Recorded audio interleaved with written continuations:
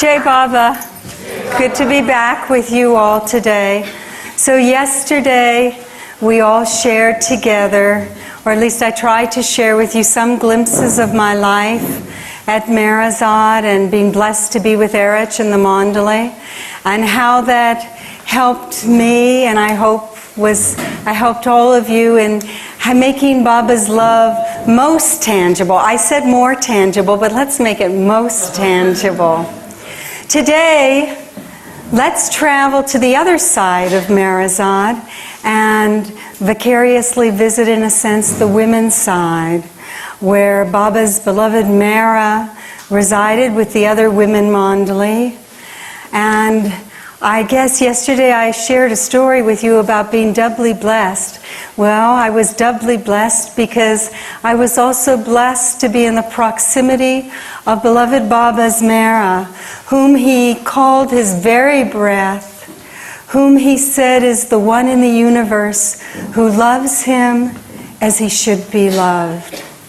So for me to be in that proximity and witness what it means to love him as he should be loved was an incredible experience and definitely a tremendous blessing. Many of you I know have been to Meherazad and met Mehera and Mani, and some of you of course have not had that opportunity. But sometimes in Mandalay Hall, Mani would come in, and she had such an inimitable way of sharing concepts with us all. And I remember once she said, pack your suitcase well, because whatever you put in it in this lifetime will come out in the next. So we got to all pack it well. But what can I say? Whatever it was from last lifetime, that grace that was packed in there by Baba certainly did come tumbling out, because he has blessed me over the years with many, many opportunities to, as I said, share and be there with his beloved Mandali, and especially Mehera. So today we'll focus on Mehera.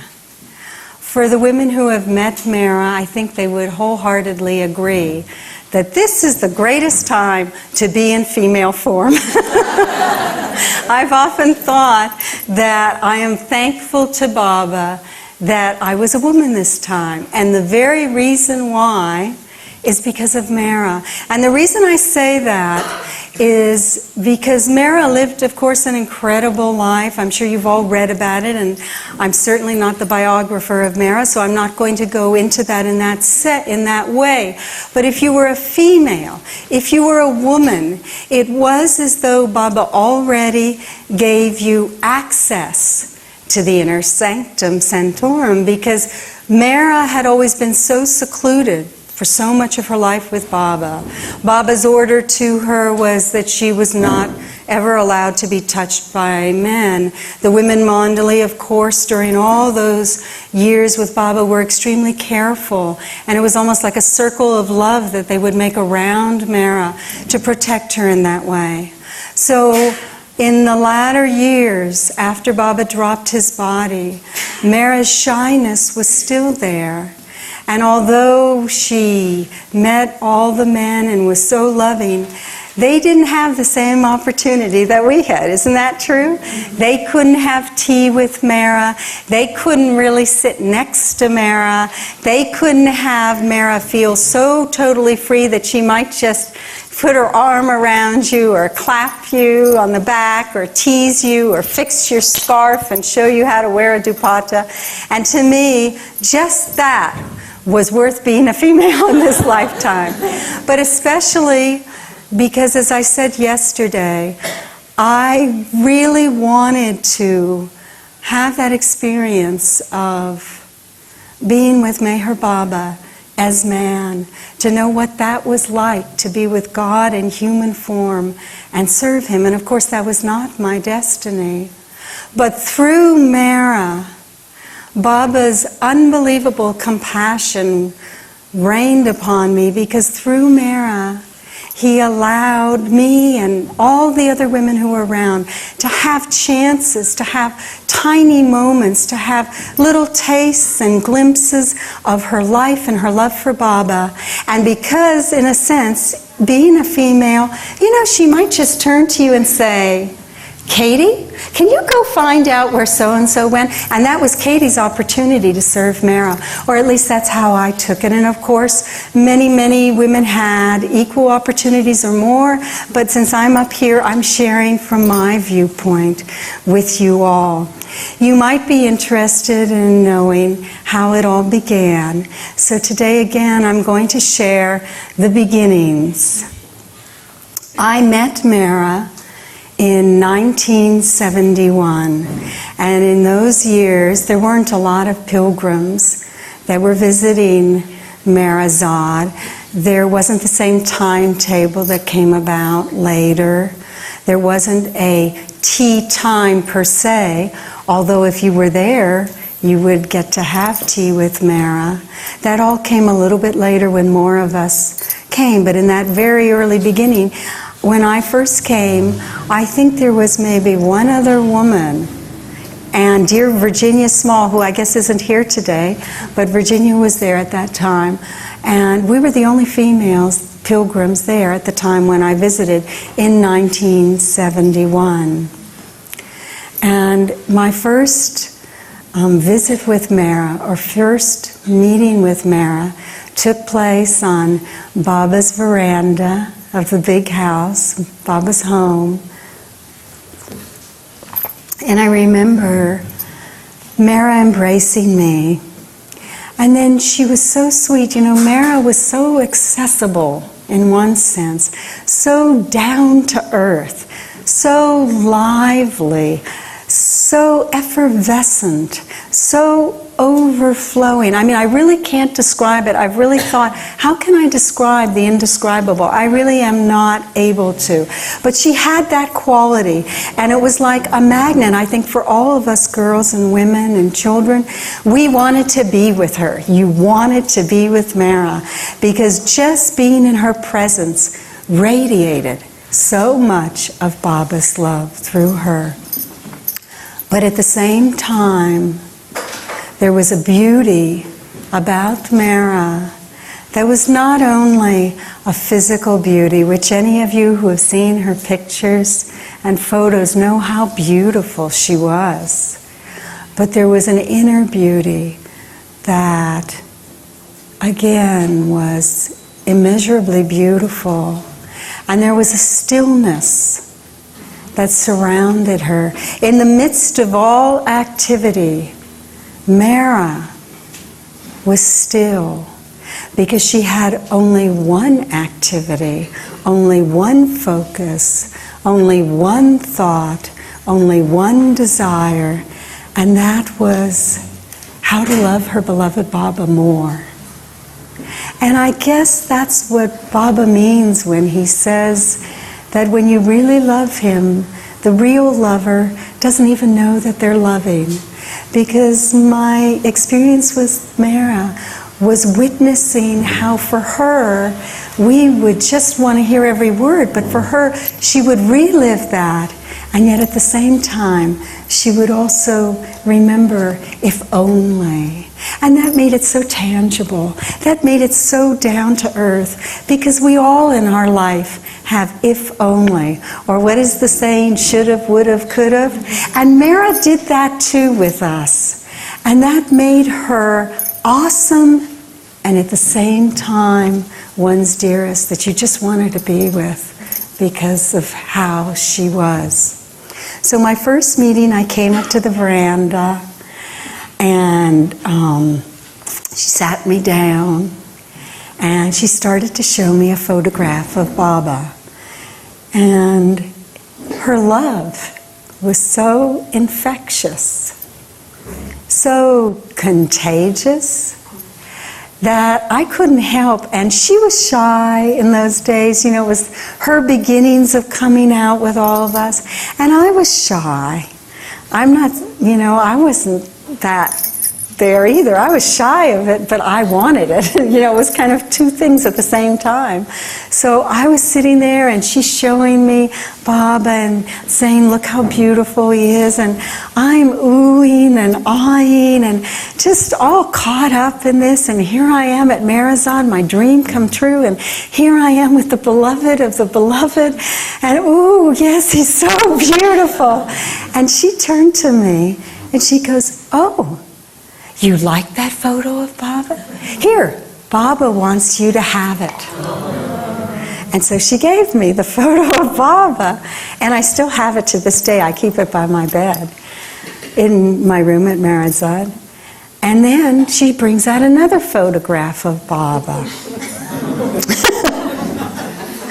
And I mean, it sounds very greedy, but it was totally unintentional and totally spontaneous. Really, I swear to Baba. Mehera knows that, Mehera. But I go, oh, he does. She goes, doesn't he look darling? Look how he was. This is when he went to Australia. See how he's in the heavy coat. It was so cold for Baba. She's telling me, and was he warm enough? And all this is going through her. And I'm going, oh, yes, and how beautiful. And, oh, Baba looks so sweet. And I'm oohing and awing again. And she goes, oh, you want this photo? You like this photo? Then it must be meant for you. So then she hands me the photo again. And I take that photo. I go, oh, Mehera, you don't have to give it to me. And she goes, no, Baba wants you to have it. So then she gives me the second photo. Now she jumps up from her seat and she trots in her little sapatos. And Mehera was so cute. She'd wear these little sapatos, and she was very lively and very quick. And she had a lot of agility and grace. And often she would share with the women how Baba was so graceful, how he seemed to float. He would walk so fast. And in the photos and in the movies, I'm sure all of you have seen this movie, especially in that 1937 movie I love. Baba's so beautiful, and his long hair and his strides. I've looked at that film, and I've looked, and I know he's touching the ground, but man, he just seems to be flying and floating through the air. Being with Mehera, in a sense, was a taste of that. And that was part of what, for me, I loved, because it gave a taste, some little glimmer, some little facet of that life with Baba, because it was hard to keep up with Mehera, but we'll go to that later. That's a tangent. So she came into the house, and then she comes back, and she has something behind her back.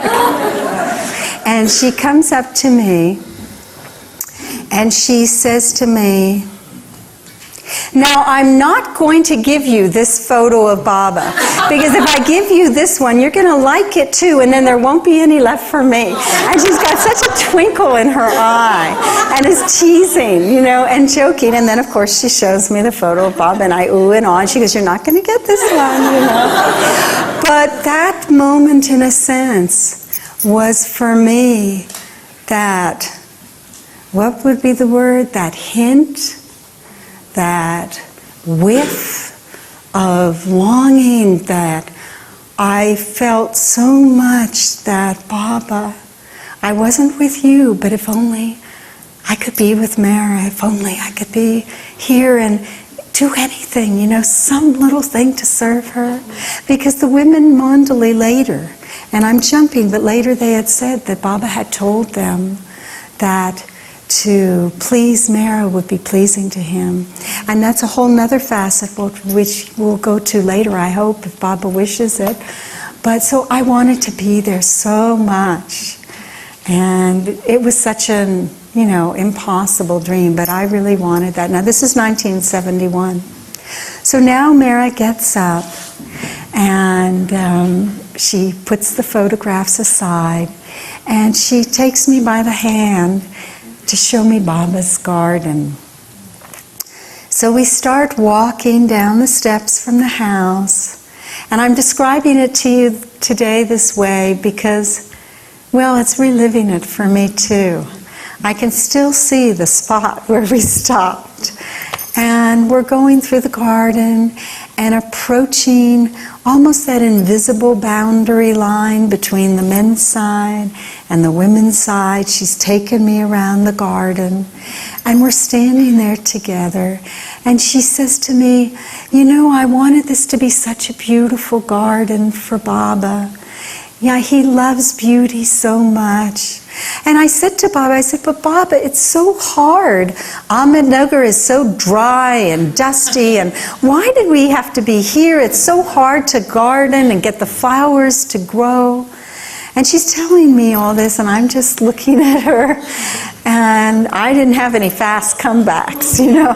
I'm just listening, and suddenly she says, Baba turned to me and he said to me, oh, but the garden is all the more beautiful because of all your love and effort you have put in it to make it so. And at that moment, now this is 1971, so this is 2 years after Baba has dropped the body. And of course, Mehera missed Baba. I don't think any of us can even imagine what that grief must have been for her. And I'm now moving, I know, a little tangent, but don't mind me, I'm just going to add this in, we will get back. But I remember Mani said that Baba at the end had told Mani to tell Mehera, be brave.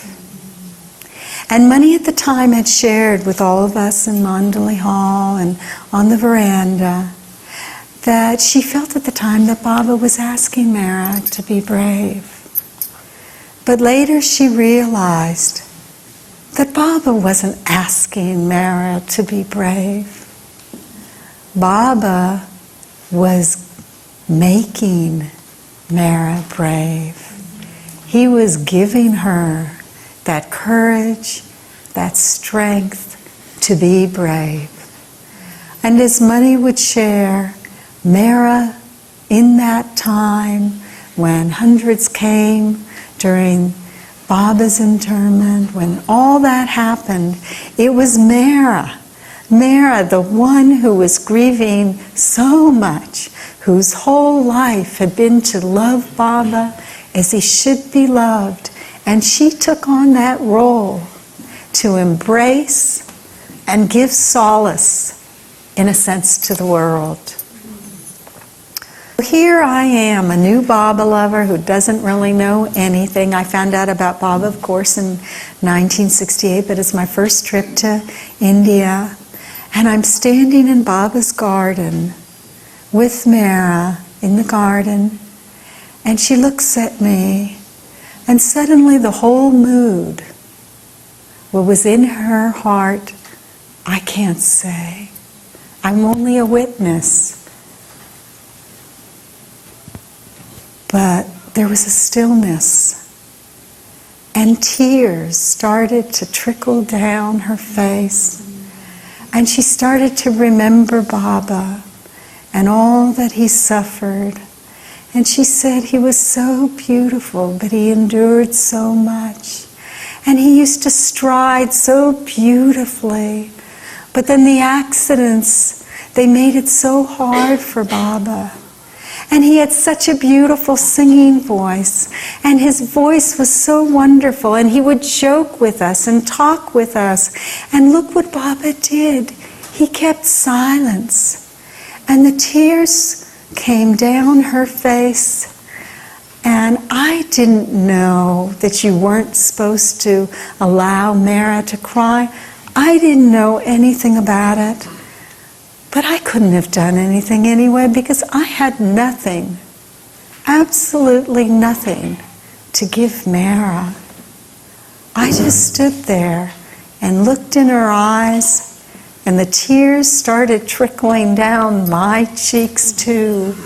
Because when I looked at Mehera, how can I describe it? Because words fall so short. But the image that comes to my mind is I felt I was looking into an ocean. And the depths of that ocean were way, way beyond my depth. And what I saw was the tip of an iceberg. And an iceberg, you know, is huge underneath. It's unimaginably huge, but you can't see that. You see that tiny tip. But when you see that tip, whew, you know something's coming. And I looked and I was drawn in there. And I had nothing to give, and I felt, Papa, I have nothing to give. This one who is matchless in the universe, and I felt so blessed at the same time. But then see how it is. Here she is, Queen of Hearts that Mehera is. And she looked at me in her grief, which was unimaginable and will always be beyond my understanding. And she said, oh, Baba would be so happy. You love Baba so much. Well, of course, we know what the love was. It was on the other side, but I tell you, it was like the bait of love. And believe me, you can't turn your back on that bait when Baba puts it in front of you. And he had me hook, line, and sinker. From that moment, I just wanted to be with her. And somehow, in some way, you know, like they say that iron, if it's next to gold, that the iron, if it sits close to the gold or is up against the gold, over time, a little bit of that gold dust disintegrates and it might fall on that iron filing. I just wanted to be there with Mehera, even if I had nothing to give. So that was my first meeting with Mehera. And I didn't get back to India for 7 long years. And then it was from 78 to 1981 before I was a resident. But I would come and stay and go and wanted to be there with Mehera and would always try and be there on the veranda when Mehera came out, because when, like I said, when she came out, it was just love radiated from her. And if you got there early, you might be able to sit on the little seat next to Mehera. So, you know, it was always great to be there because you could kind of slip in there. But, and Mehera always noticed everyone who would come. And I want to clarify here, because this is my, of course, my personal impressions that I'm sharing with you. They're just opinions. But I feel it wasn't that Mehera so much, you know, watched and cared, oh, Lois is coming, or, you know, oh, Mehera's coming, oh, Rachel's coming. It was that for Mehera, she saw so much of Baba's love within each one who came, that she genuinely wanted to share that. And so it made her so happy, because it was like, oh, everyone's eager to love Baba. And again, I'm going to jump, because I think you might find it fun, but it's always fascinated to me that money, and all of them, of course, who love Baba tremendously, would tease. Mehera wanted the whole world to come to Baba. You know, she wanted everybody to become a Baba lover. But money would sometimes tease and say, and I'm sure some of you would hear money say, they should say, and you know, we tell Mehera, just hold on a little bit, just wait a little bit till after we're gone. Do you realize what our life will be if the whole world comes to Meherazad? You know, but Mehera was that. She wanted to share that. So I would come to Meherazad when I moved there, and as I shared with you yesterday, I wanted to do any and everything to be there.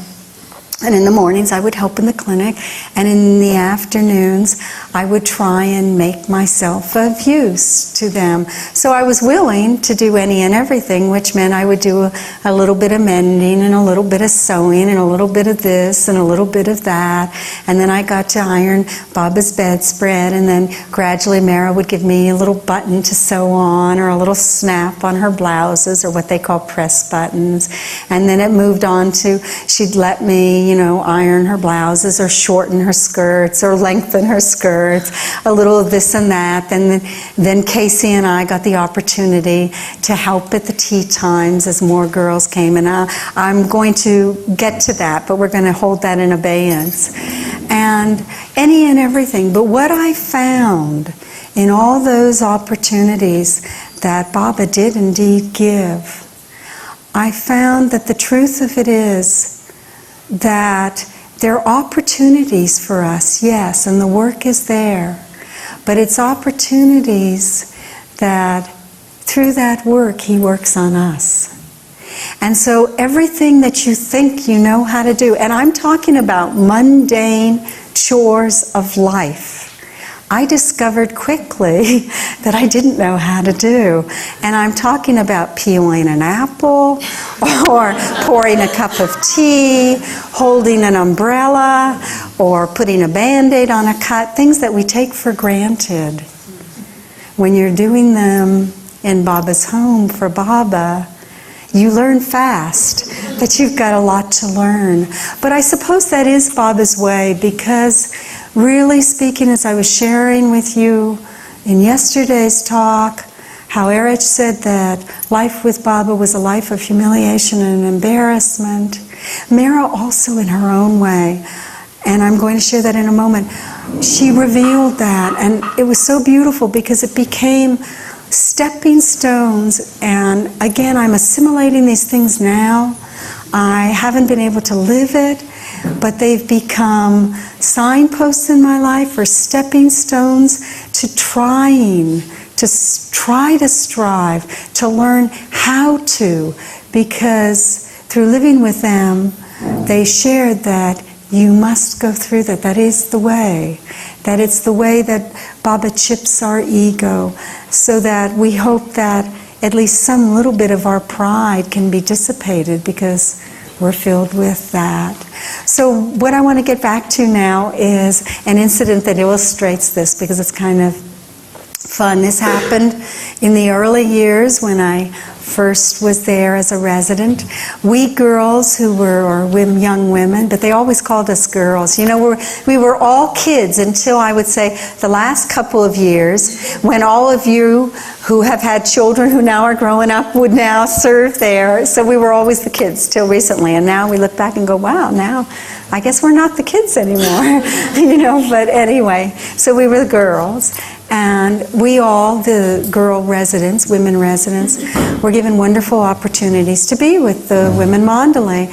And I was one of the fortunate ones. So when they would come to Meherabad for darshan, in those days they would come twice a month for darshan at Meherabad. And naturally, because it was Mehera and the women who were coming, it was a big event, and everyone would want to be there unless a resident had other work where they couldn't come. They would come to be there to greet Mehera.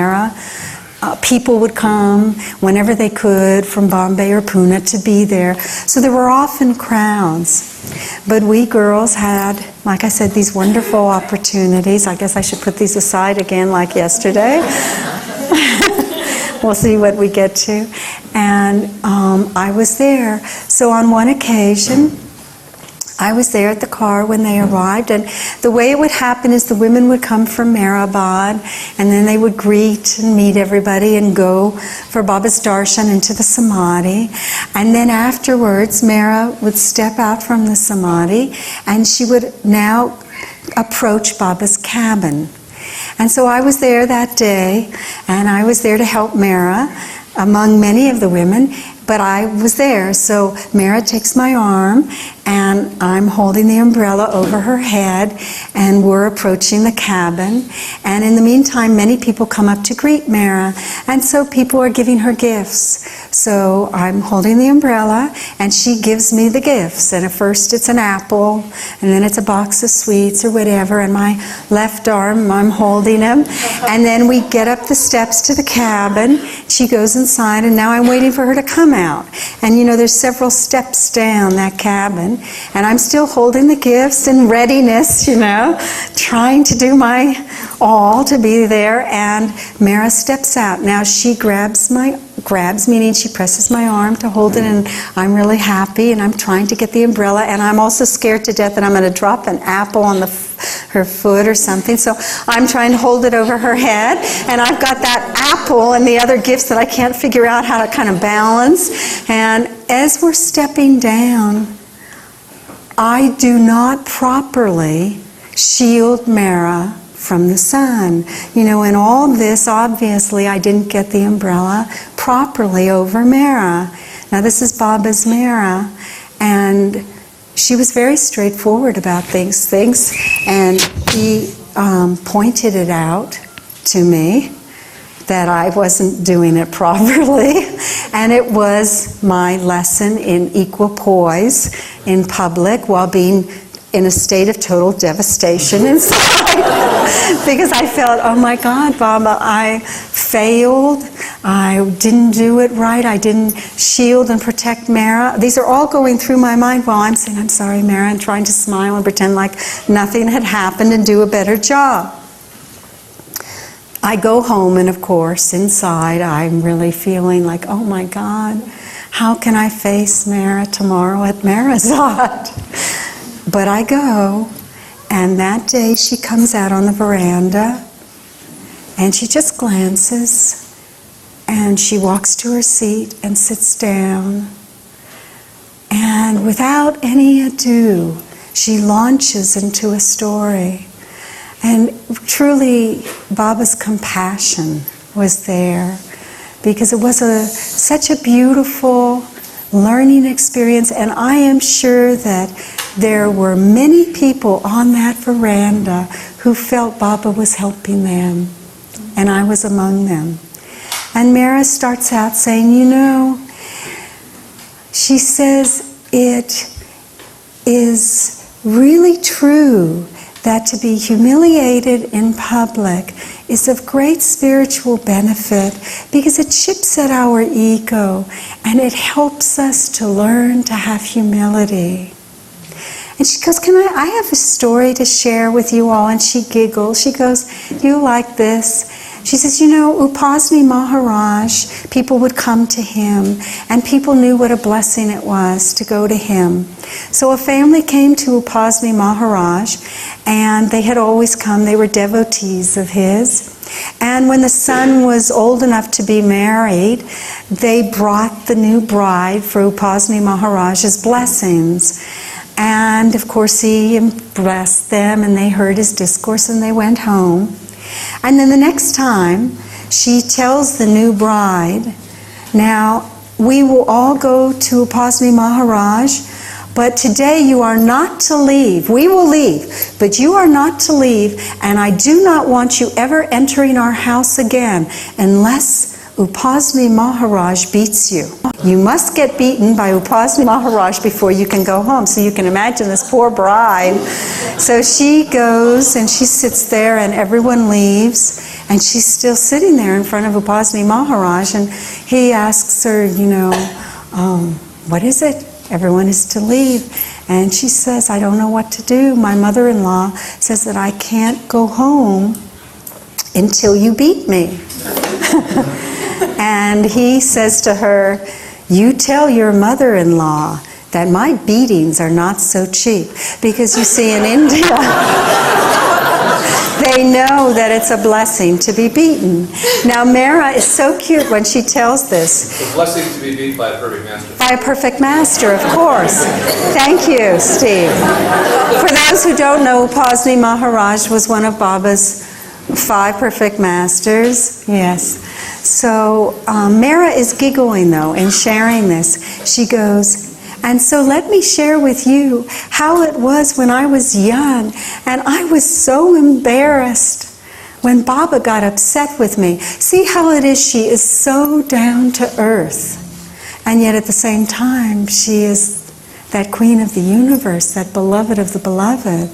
So it really is, in a way, we can look at her and although we are not that, you see when Baba says how humility is out of strength. Because the life she lived, what we saw and what she went through, he molded her into that, even though it was her role. And she shared with us how she had to go through so much. So now Mehera's giggling. She goes, I was so embarrassed. And I'm thinking, how compassionate is Baba? So now this is a story that Mehera shared that day, that she launched into right after the Upasani Maharaj story. She said, and I'm not great with dates, so I believe it was around 1924 or so. They were in Quetta with Baba, and they were staying in a house that was across from Goher and Katie's parents' home in Quetta. And it was a big house, and they call it a first floor, but I guess we would call it a second story house. So it was a big house, and they were staying there, and one of the rooms upstairs was empty of all furniture, and Baba would be there, and everyone would come, and they would have huge pots of food for all the mandali and all the lovers who were coming. And Mehera was there with her mother, and Khorshid was there, I believe, and Naja. And she was the youngest. And so they all lined up to get the food from Baba. And she's at the end because naturally elders come first. The mandali were there. So the young girls are at the end.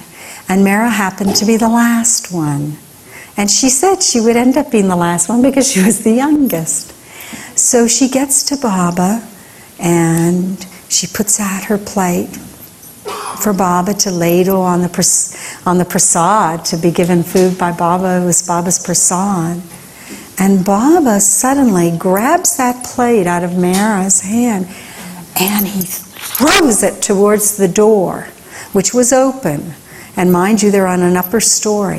And Mehera said she was so scared. She didn't know what she had done. She felt so embarrassed and, humiliated in front of all this crowd of people. What had she done to displease Baba? She didn't even know. And she said when he threw it, it made such a noise because it hit the landing, and instead of stopping there, that plate clanged and clattered all the way down each step till it reached the bottom.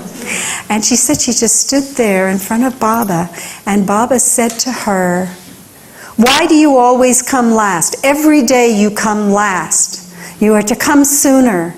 And she said, "Yes, Baba." And she felt so embarrassed. She said, "Yes, Baba, I'll come sooner." And somebody, she said, was kind enough to put another plate in front of Baba, and then he gave her the food. Now, Mehera went on to many other stories that morning. But for me, I'm sharing it with you because it was a story that I've never forgotten, because I felt it was Baba's compassion in sharing with us that even Mehera had to go through that process to become that shining example of love. He molded her and she went through so much. So that stayed there in my life. Not that I was able to do it, mind you, but it has remained with me as Baba's compassion in the most loving way to illustrate how you want this? Well, this is a taste of it. Okay? And then, of course, Mehera shared many stories. So now I'm going to jump with, again, stories were told, wonderful stories. And now it was tea times. So many of you have had tea with Mehera, I'm sure. And from doing all those little first things for Mehera, then I got the opportunity to share the task with Casey Cook to help in the preparation of tea time with Mehera. And this meant 1 week I would be the messenger girl, and another week Casey would be. So when it was our week, we would have these little exercise books, because now more pilgrims came.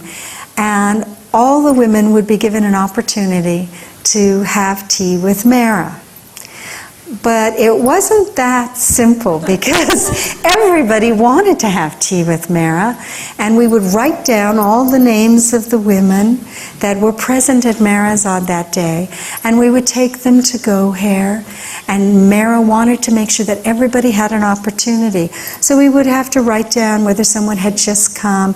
Let's say Shani had come for the first time, so we would write down Shani has come for the first time. Then let's say Linny has been there for a week and had tea last week, so we would have to write down this. Then let's say Marta is leaving tomorrow, so that we would have to write down that aspect. And then all these girls, for the amount of girls that could be at the table, would go through it, talk with Mehera about it, and then that day's list would be completed. Then we would have to go and tell the women who were going to be at tea that day. And we would also help. Meheru would make these wonderful pots of tea. One pot would have mint in it, and one pot would have plain tea. And the table was so beautifully arranged, because this was Baba's dining room table. And we would heat up the tea and make sure it was hot. We would, if there was cake, cut the cake into the slices for the amount of girls. Mehera would give out what was a wonderful treat. I don't know how to describe it really in English, except to say that it was kind of a combination of peanuts and what we would call puffed rice, although they call it bumra, and this tiny little, well, they would call it what they call save or chuda, but for us it was like, you'd say like a little fried chickpea, but it came out like, let's say, a potato wafer or chip. So all this would be mixed together, and we would heat it in the oven to make sure it was crisp. And I'm going into all these little details because Mehera wanted everything to be perfect, because it was Baba's table, and you all were Baba's lovers. So everything had to be just right. So this was all fun and wonderful to do, and we would then, of course, make her bed and call her when after her nap, to make sure she had time to get ready.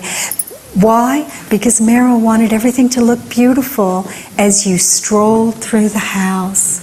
I mean, to me, these things are so touching. There was no detail that she didn't want to be perfect for his lovers. Not for herself, but for his lovers. Because this was Baba's home.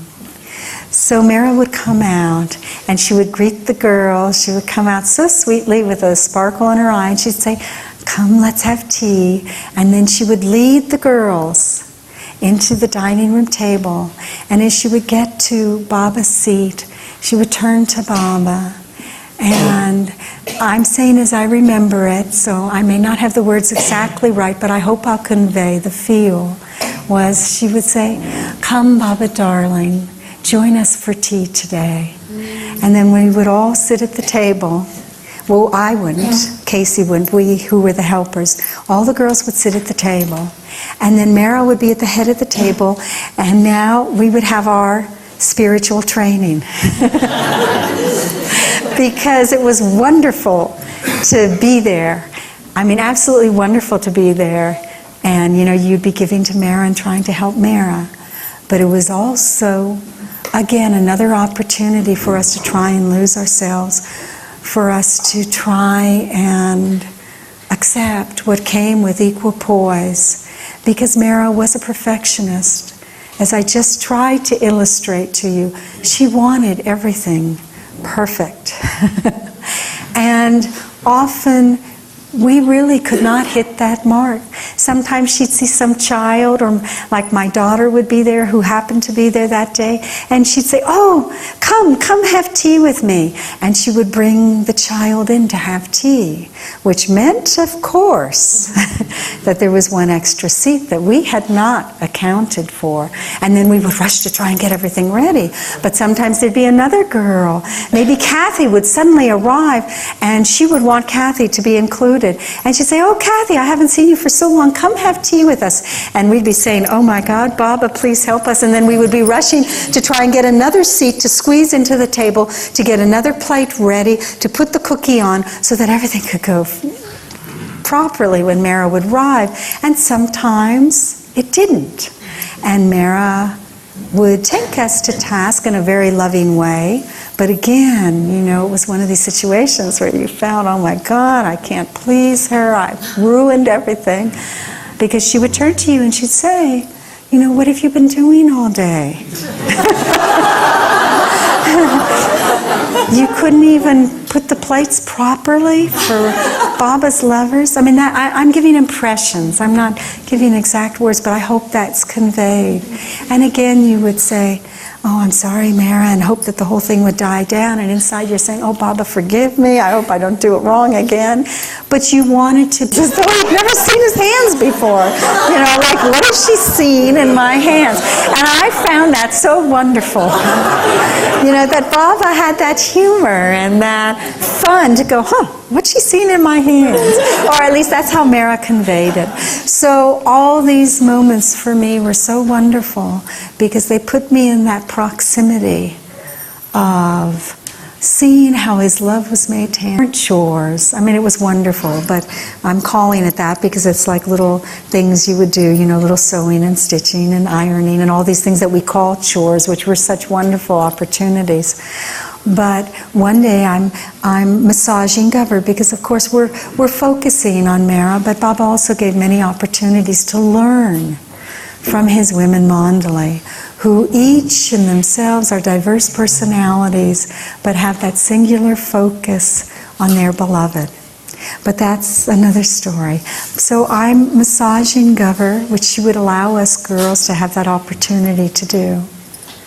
And suddenly I can only feel again that Baba's grace just like poured down in a torrent that day, because she turned to me in the middle of the massage and she said, why don't you ask Mehera if she would like you to massage her legs and feet? So I went in shyly to Mehera. It was her rest time. And I said, Mehera, and I was so hesitant, I was so glad, but I was so scared and so hesitant, all wrapped into one package. And I said, Mehera, would you like me to massage your legs and feet?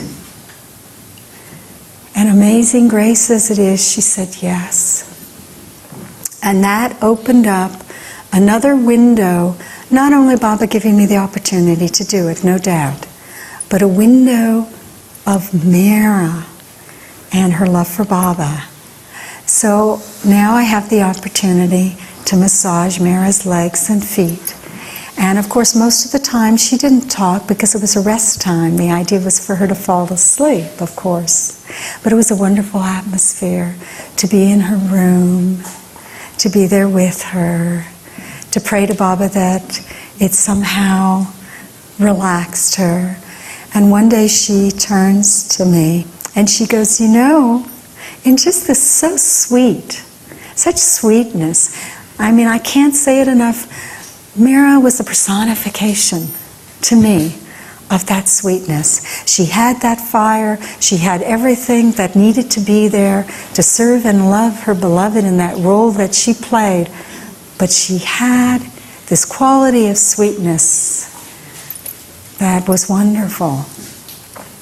So she says to me in this cute manner, she goes, I got to massage Baba's legs and feet.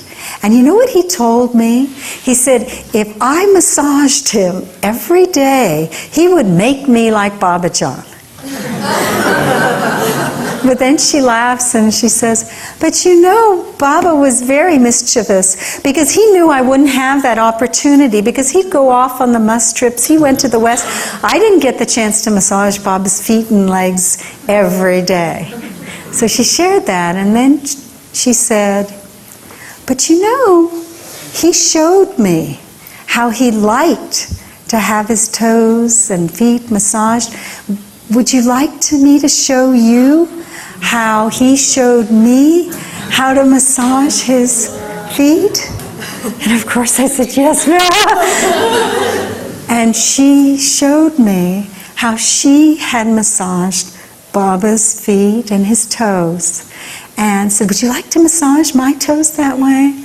And of course I did. And I said yes.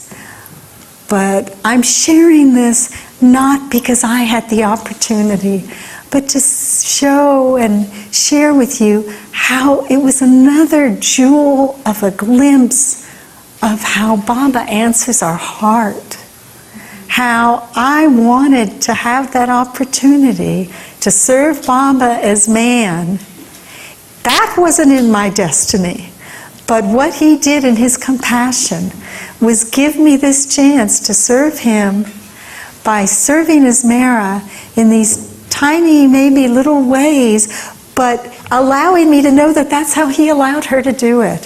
So it opened up again, making his love all the more tangible for me, making me feel that it's not God absolute, although God absolute is there, no doubt, but he's there for us, and he's there at that moment. He answers our heart's longings. Maybe not our squabbles and our wishes for this or that or the way we think it should be, but he does answer it even without our asking. If it's heart's longing, he's there for us, and that makes him so tangible. That's what I'm trying to share today. So that was another opportunity Baba gave in that way. Now I'm going to skip a few more years. And one day Mehera comes to us girls, and she says, you know, everyone says I don't get enough exercise, I should do more, I'm in the house all the time, maybe we should all go for a walk. So now all the resident girls who are there at Meherazad, including myself, had a new window of opportunity to be in Mehera's proximity. So it's decided Mehera's going to take a walk. So she takes us around the garden, and we quietly go out through the back side. And it's so cute because she's really into this, you know, shh, we can't disturb anybody. And we go out on Baba's approach road, and we start walking. And as I mentioned before, now it was an opportunity to see that quickness of Mehera. She would walk so gracefully, and how everything in her sight was a reflection of Baba. All of creation was for her a reflection of the beauty of the Creator. Not the Creator and his beauty, but merely a pointer and reminder and reflection of it, which for all of us, again, is another window in our lives to look at that beauty of the sun and the trees and find him in that. So we were walking down the road that day, and we did this a number of times, and she would share little incidences and stories and say, look how beautiful the archway of trees is coming into Meherazad, and then share how Kaka loved Baba so much and how he planted the trees and how they were watered. And as she's doing this, and again, this is a little tangent, but it's in my mind's eye, so I'm going to share it, is she suddenly kicks a stone out of the way. And what is she thinking of? That we all should start moving the big stones out of the way on the road, because when Baba's car goes on that road, the stones could hurt the bottom of the car, and that's Baba's car. Baba has ridden in the car, so we should be careful and move the stones out of the way before the car comes on the roadway. So to me that again is an illustration of how everything for her entire sight was on Baba. What would please Baba? Now, years go... No, I didn't finish the walk. I got distracted with the water. So we're going along the walk, and as she's walking, she's sharing about Baba's beautiful stride and how wonderful it was, and how Baba would take them on walks, and all the hills around there, Baba would walk with them. And we're coming back to Meherazad now. And as we're getting close to the gate, one of the girls just mentions, "Oh, Mehera, look, it's time now for your nap." Now, how this happened, of course, I don't know, but somehow the expression of Mehera's nap and how Baba suffered so much through the accidents, through having that difficulty and pain from the accidents and not being able to walk as he had always walked, converge in Mehera's mind. And I don't know what word to use, but what comes to my mind is not exploded, but imploded. Does that make sense? Do you know what I mean? It imploded together, and suddenly the mood changed. And Mehera was very quiet. And we're walking towards the house. It's the end of our walk. And she says to us, "You know,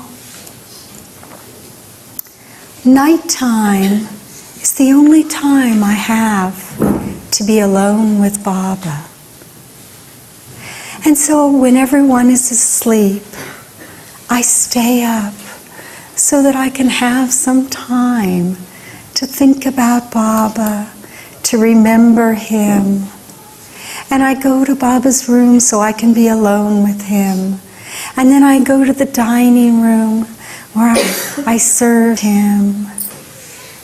And then I remember all the things that he said to me that why didn't I ask him to explain what he meant? And I think of all the things that if only I had known, if only I could have done. All this goes through my mind in the night when I'm alone with Baba. So I stay awake while they're asleep, and I remember this. And then she starts to tear up a little bit. She goes, "I don't know, but I never asked Baba anything." And for me, and probably for each of the girls who were with me, I'm sure they had exactly their own experience of this. But again, it was another window opening up into the depths of Mehera's love for Baba and how she felt she could never love him enough. Never love him enough. And each thing was a moment for her that if only, that, oh, if only I had asked him this. If only I had known to do this. And at night she would do this. She even said how Baba in early years had given her the order to say Yazdan, his name. And in the very beginning she had said it to herself, Yazdan, Yazdan, which is the name of God. But later, Baba one day asked her, how do you say it? And she said, I say it to myself. And Baba said, no, say it aloud. This is what she shared with us that day, so I'm just saying this from memory of that particular walk, which like impinged upon my memory. And she goes, but I'm so happy. Look how compassionate Baba was, that he told me to say it aloud, because it helps me stay up, to remember him. So that was another glimpse for me of Mehera. And she went into the house for her nap, and we all went off. But I'm sure it impacted each one of us there that day. The depth, the unfathomable depths of her love for him. Now I'm going to skip a little further in time. One day Mehera calls me in, and she says to me, now when I was a little girl I wanted to be a ballerina. I hate to bring things to myself, but it'll illustrate again Baba's compassion. I wanted to be a ballerina. Of course I didn't turn out a ballerina. But I do believe that everything that he gives us, he also uses in whatever ways he wishes to help us and to utilize it in his cause if we try and strive to be dedicated to him. It was an unbelievable period of time, and I don't even think I have even been able to describe it. It really was. But now I'm going to come to the very end. Probably I'm past time, or is it time? I don't know. But Mehera went through all this, and Baba gave us all that.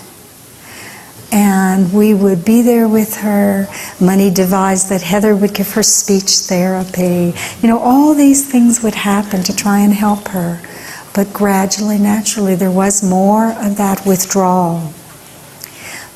In the evenings, we would sit in Baba's sitting room where they had all sat around Baba, and tapes of Baba lover songs were played and stories were shared. And as we came to that last week, one day, one of the girls suggested that I dance on the veranda. They had some music playing on the veranda. And so as I came up on the veranda, because remember I said I also had to do my duties to Erich. So I had come back from being with Erich at the office, and they were on the veranda, and the Blue Danube was playing. So someone got this idea, oh, Mehera, would you like Devana to dance? And it was right at the end before she was going in. So I danced a little bit, and Mehera apparently enjoyed it. So that next night, we're all in the sitting room together. I got, having the opportunity to help Mehera, share with her, help her as her coordination became less and less, help her with the glass or help her with the spoon as she ate some jello or watermelon or whatever it was in the summer. And one of the girls, trying to draw Mehera out, said, oh, Mehera, would you like Devana to dance for you tonight? And she smiled. So they put on a tape. And that tape was Like a Silent Sea is Meher. And I got up and I turned to Mehera. I said, would you like me to dance, Mehera? I'll dance. Now this was in Baba's house. So we're all of you who have been blessed to be there, so you'll know what it was. Because it's so vividly in my mind. Mehera was sitting on the straight little chair as you walk in the house, right near the door, under Baba's photo there. The sitting room is to this side. And the passageway is almost a square or a large rectangle area. So on this side is Baba's room, Dr. Gover's bed, where she would always sleep, and Mehera and Money's room. So there was that space. So they turned on the tape, and I prayed to Baba, may Mehera be pleased, Baba, and I danced. And now I feel that all that I ever wanted to dance, Baba gave that night in dancing for his beloved Mehera. And after the dance was over, I hardly knew it myself, but the girl said she was smiling, and she called me over, and I kissed her, and she kissed me. And little did we know that like a silent sea is Meher. Mehera, that last night, went into her room, and she was never conscious again for us to sit with her in the sitting room and have that. Baba knew that his Mehera was now diving deep into that silent sea of his infinity. And of course, Mehera passed away on May 20th, 1989. And now is united with her beloved. But for all of us, and for me, I'm beholden to my Baba, and all of us beholden to him for giving us that shining example of what it means to love him as he should be loved. And may he help us all to love him. And that's all. Jai Baba.